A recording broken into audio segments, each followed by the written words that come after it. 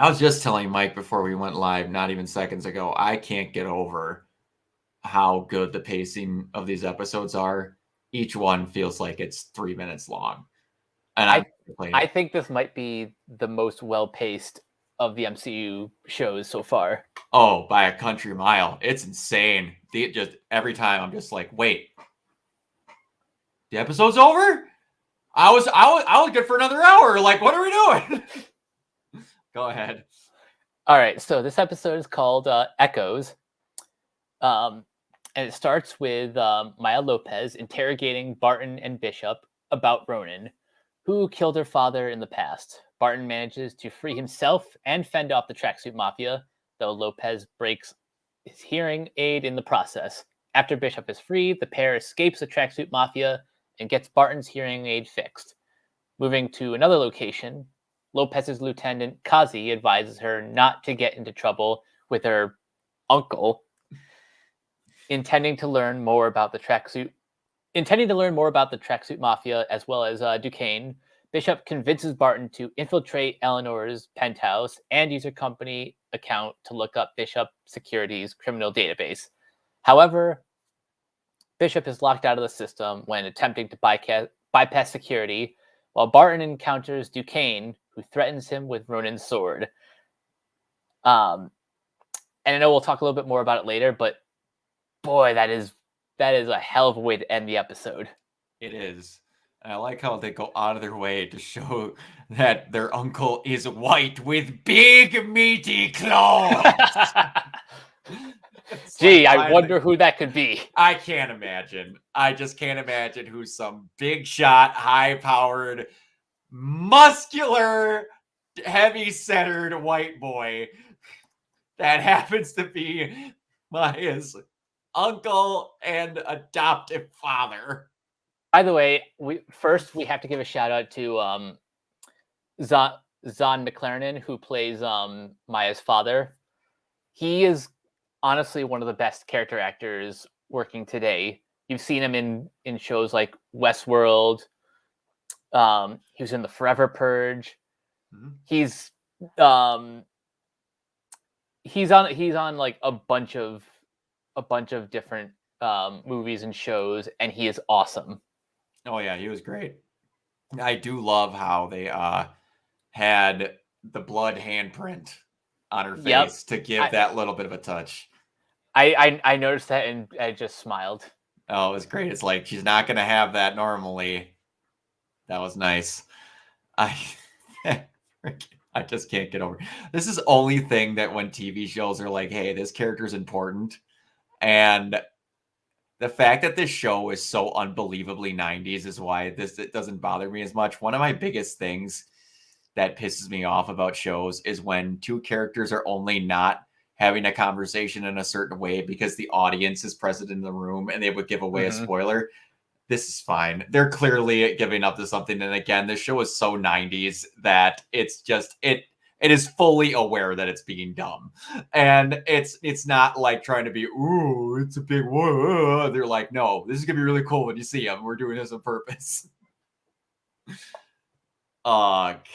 Speaking of dumb, I still cannot get over how much the tracksuit mafia are literally just a bunch of idiots. Did you see what the name of their moving company was? I didn't see the name, but I saw where they were located. It was a rundown KB Toys building. It was. The name of the company is Trust-A-Bro. I almost had to pause the video. I was laughing so hard when I saw that on the side of the truck. Oh my god. They're so fucking stupid. I love them. And the 90s of it again, they're sitting in that room and I have an ongoing joke with Imagine Dragons and friends of mine because I don't think they're that great, but I have one friend that we were having a thing where he's like, okay, who would be the most you could go to any backwater on the planet and someone would know who this band is, and he said Imagine Dragons. I'm like, you're one of the biggest Johnny Cash and Beatles fans I've ever met, and you said Imagine Dragons? And so I always give him crap about that. So when they said the thing where she's like, "Oh, and now she wants to take her sister," he's like, "Good news, now you don't have to see Imagine Dragons." I laugh so hard. anytime Oh, anytime a movie or show has an opportunity to throw shade at Imagine Dragons, I love it. oh, it's so good. They've become the total meme band now, and it's like they're not even bad. Like I like Radioactive and Friction, no. because that's honestly the only song that I like. It's Radioactive and is it Warrior? Um, Believer. I can't exactly remember. It was a song in a Ruby AMV. I would have to look up what it is, but yeah, that oh my gosh. The humor is basic and I love it. But yeah, and it just they're so aware of everything and like it's the great dynamic where Clint is very much a product of his time and she's very much a product of her time where she wants a cool car and he just could not it's demons by the way I found it out. Oh, Demons okay. is what it is. But she's just like, why don't we take the Challenger? He's like, I'm not smashing a 72 Challenger, we're taking this. And then the car just ends up getting smashed anyway. It does. And By the way, I love this car chase. it's so Not good. it's a sloppy chase, but that's like on purpose because again, idiots. And also it's set to Trans-Siberian Orchestra. Yeah, I was not expecting that when that came on. That's like one of the few songs I know of theirs. I'm just like, oh yeah, of course it's gonna be that. If they're gonna have anything from them, it's just and the whole we're talking through this about these fucking trick arrows and just nope, not that one. Nope, not that one. Nope, not nope. And then the deaf humor playing into it. And like I was spoiled on the fact that there was a Pym arrow. Yep. I did not fucking expect they were gonna do that. It's probably one of the best callbacks to Oh, Civil War / Endgame. absolutely. I thought like maybe they were gonna shrink the van. That's what I honestly thought is somehow they were going to pull some bullshit where they spread a pin particle and it shrinks everyone in the van. I was not expecting a 4-story tall arrow to hit the bridge. And like the suction cup arrow, it was the foam arrow, freaking explosive. It's like this will be much easier if we were running the other way. Yeah, I think this would be much easier. It's so simple.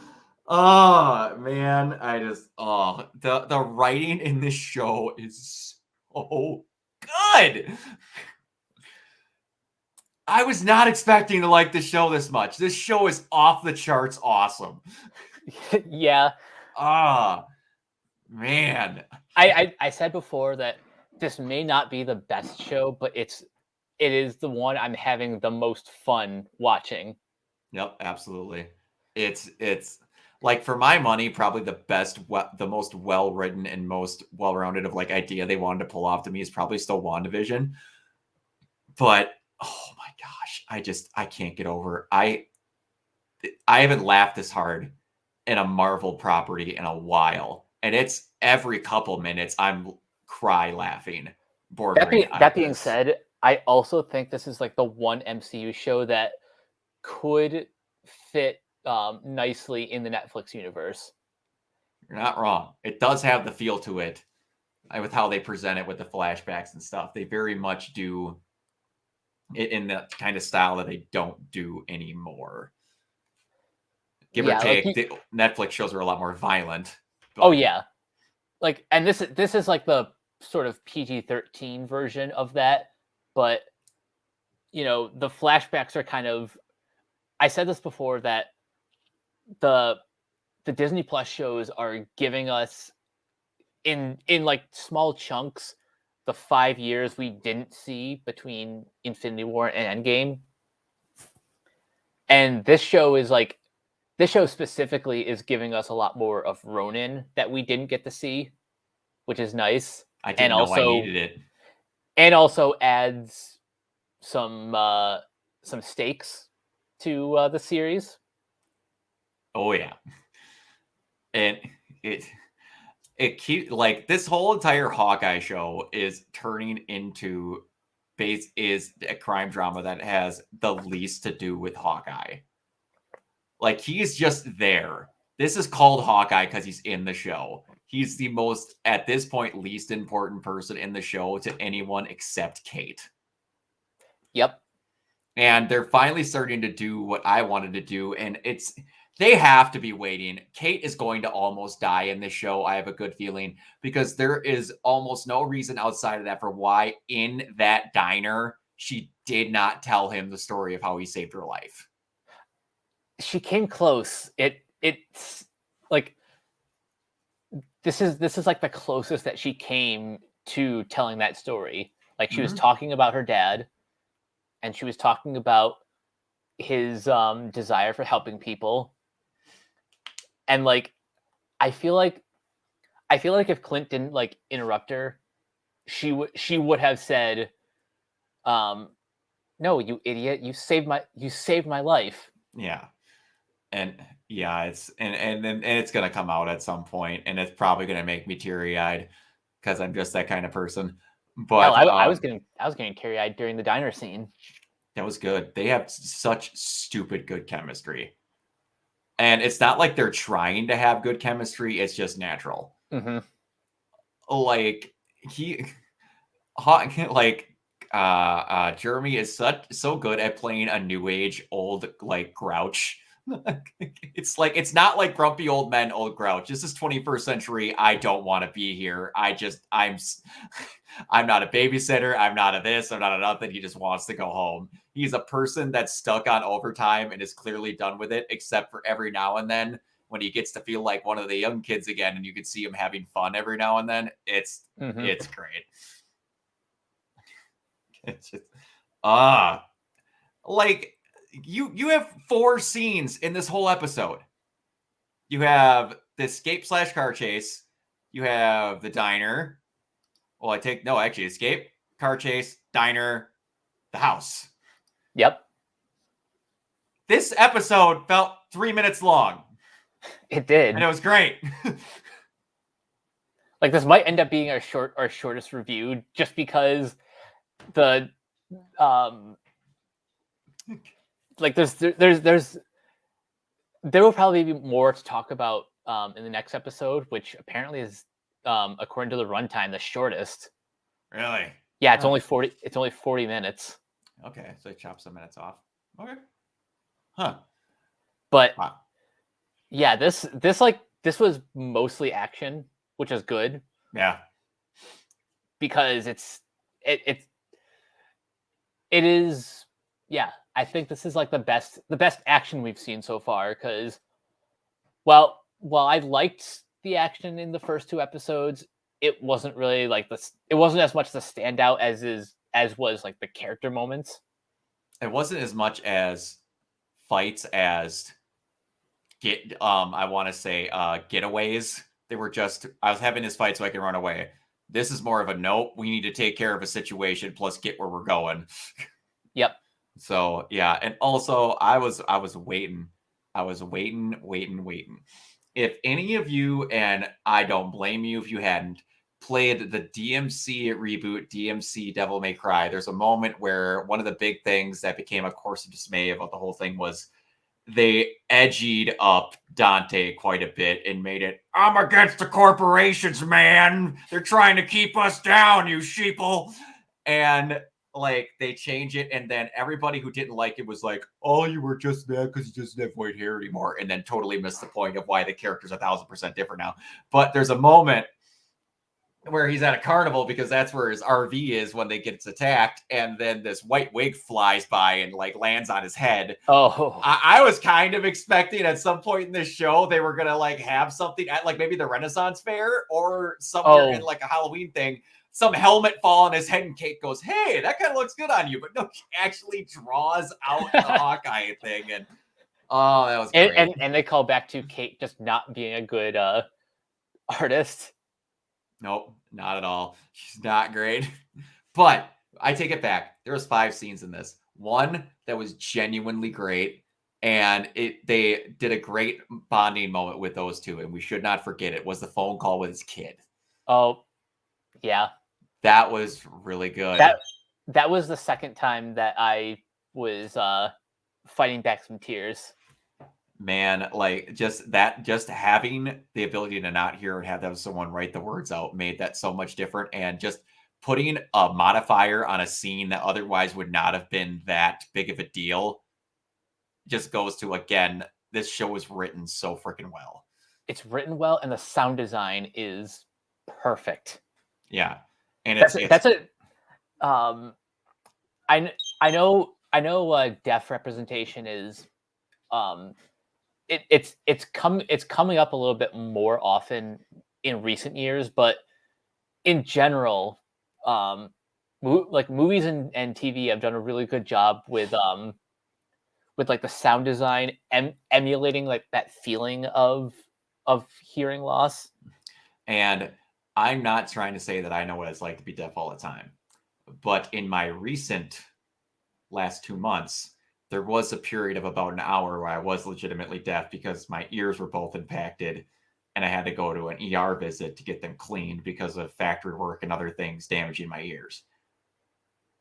I couldn't hear for a couple of hours. Like, I legit, when it got cleaned, went from being deaf to going like I was hearing IMAX. I cannot tell you how scary of a world it was for about 2 hours when I couldn't hear, because I woke up and I was deaf. I couldn't hear at all. Something happened in my sleep that something got jingled and it was not good. And I give credit to anyone that has to modify their life or just has to learn and be good, because that to me is like having it and then losing it for the little bit that I did was terrifying. I don't have like the best memory of this, but for the first couple years of my life, I was deaf. Like there was like fluids in my ear, and I needed surgery to actually get that hearing. So if that didn't happen, I could have like grown up in a completely different situation. Yikes. So that's why I kind of empathize with characters like Clint and even other like deaf characters that we've seen in the MCU, like Makari from Eternals and Echo, great. who we didn't talk enough about how awesome Echo is. Oh, she's fantastic. I could see already why they want her to have her own show. Yeah, like this episode was essentially a backdoor pilot. Mm-hmm. Yeah, and can you imagine, like, if, again, Kevin Feige has openly said that if they do Daredevil, it's Charlie Cox. If we do Daredevil, like, can you imagine a reoccurring Vincent D'Onofrio Kingpin in a show with Echo, like handling business? It's happening. I'm calling it now. I need to see him bash another person's head in a car door. I just need to. I don't know if it can happen, but oh man, I don't know who else Uncle could be if it's not him. And they're going out of their way to not say Uncle, because it's like, you live in New York. If that's someone else, like, he's saying Uncle just for surprise, because otherwise he would just say Wilson Fisk, and then she would go, yeah, he's a douchebag.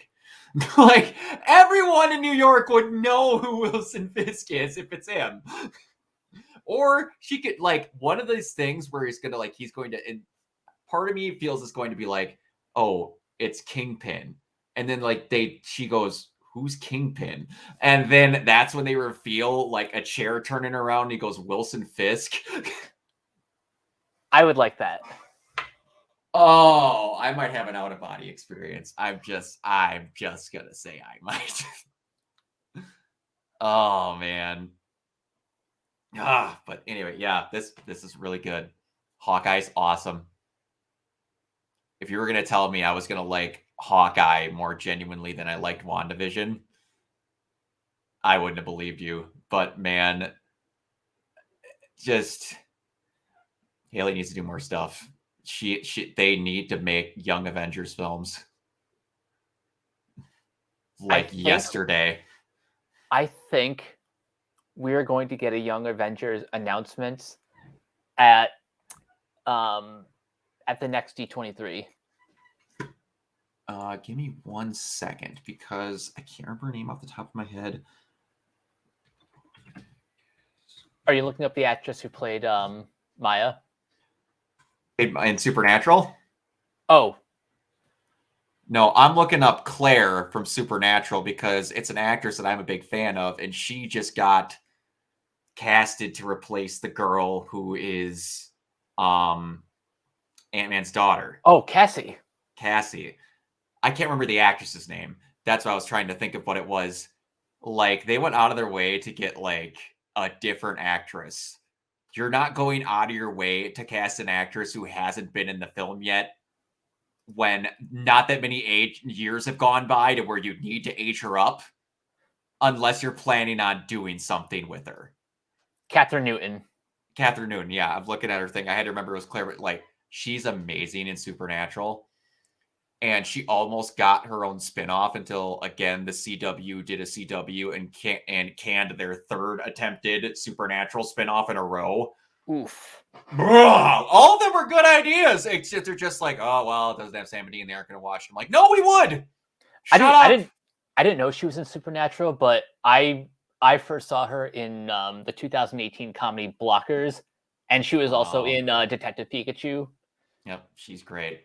She plays the daughter of a guy who is possessed by an angel, and then like for the longest time you never saw any of his kids, and then when they finally introduce his kid, she becomes a hunter like Sam and Dean, and she's just great. She's awesome. I'm so glad for her. Like, I feel bad obviously for the girl that played previous for a little bit that she got. I thought she did fine in an Endgame, but it's like they plan on doing something. They went out of their way to recast her before Quantumania even happened, and like I said, they aren't aging her up, so they went out of their way to be like, who do we want to be playing this character for a while? Yeah, so they're building something. It's Stature, isn't it? Stature, yep. Stature. And then we're gonna have Miss Marvel and Speed and Wiccan. Did they say Armor Wars is gonna have anything to do with Riri Williams? I don't know about that, but that's good. Armor Wars is still happening. And well, hold on. I think Ironheart is like its own series too. There's so much. They're so drunk with power. I keep forgetting these shows are happening. Even with the world in the state it is, they're just chugging along. Oh my gosh. Just the MCU can't be stopped. It just can't. It's going nowhere. I'm going to be 90 years old. And they might be finally thinking, hey, probably we should start rebooting. Oh, dear God. I love it. I love it. But yeah, so the episode ends. Sorry to get back on track. With Swordsman threatening Hawkeye with his own sword. Yep. You mind telling me why you're innocent, but you're openly threatening an Avenger in your house? Pardon-moi? Who is there on an okay basis because he's there with your gonna-be stepdaughter? So he didn't break in? I'm really curious to see like what the next scene is after that. Yeah. I've already seen a clip, but it's the in between that I don't know what's going on. So it's like, how are we like? I'm waiting to see all of a sudden the sword hits and he just looks down and sees a Ronin sword and just looks over and goes, "Yeah, you're the one that killed him." It's just like, yeah, okay, yep. That was all the proof I needed. Why do you have my sword, jackass? Oh man, but yeah. One more thing before we close out. Remember when I said last time that we don't know if there's a connection between the Tracksuit Mafia and Duquesne? Yeah. Well, this is they have the same questions as we do. Mm-hmm. And I love how this show cannot decide how to spell Duquesne. Because in the preview, they went back to spelling it with an S. I think that's like the correct spelling, and subtitles being what they are, and I'm pretty sure subtitles are man-made too. Yeah. Like those were phonetic, the phonetic spelling before. Got it. But yeah, it always makes me laugh.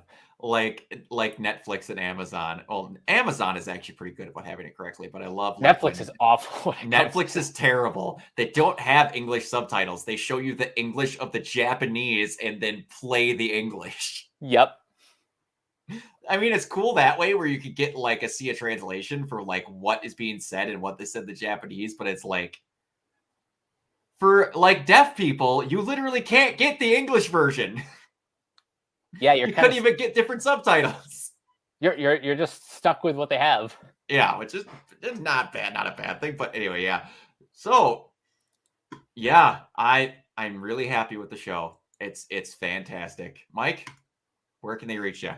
You guys can find me on Twitter at Captain K42. You can check out my quick thoughts on letterboxd.com/CoachK42. And you can find me in all the various Facebook groups just at my name. You can check out Renegade Pop Culture on Facebook and Twitter at Ren Pop Culture. Look for us on Podchaser. Listen to all of our podcasts on Anchor, Spotify, Apple Podcasts, etc. And finally, everything can be found at renegadepopculture.com. Need an escape? So do we. Absolutely. And you can find me everywhere at Organoid Zero. This has been, I'm so happy we're doing an MCU recap show for just stuff like this. I'm having a time of my life reviewing Hawkeye. This is so great. But all right, on to the next one. Bye. Peace.